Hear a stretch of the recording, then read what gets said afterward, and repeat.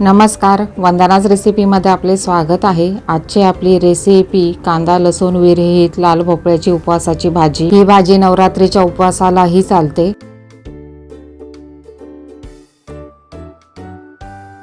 एक बाउल भरून लाल भोपळा आणि 4-5 हिरव्या मिरच्यांचा ठेचा घेतला आहे। लाल भोपळ्याची सुरुवातीला साल काढून मध्यम आकाराच्या फोडी करून घ्याव्यात।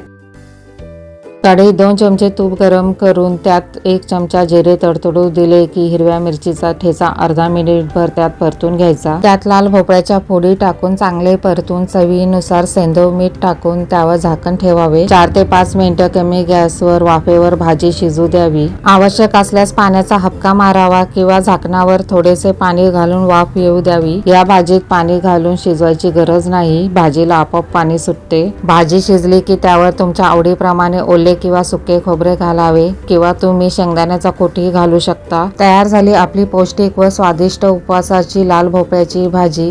ही भाजी नुसती खायलाही चांगली लागते। सर्व करताना थोडे ओले खोबरे घालावे। चला तर मग पटकन लाईक करा, शेअर करा, सबस्क्राईब करा, तसेच बेल आयकॉनलाही प्रेस करायला विसरू नका। धन्यवाद।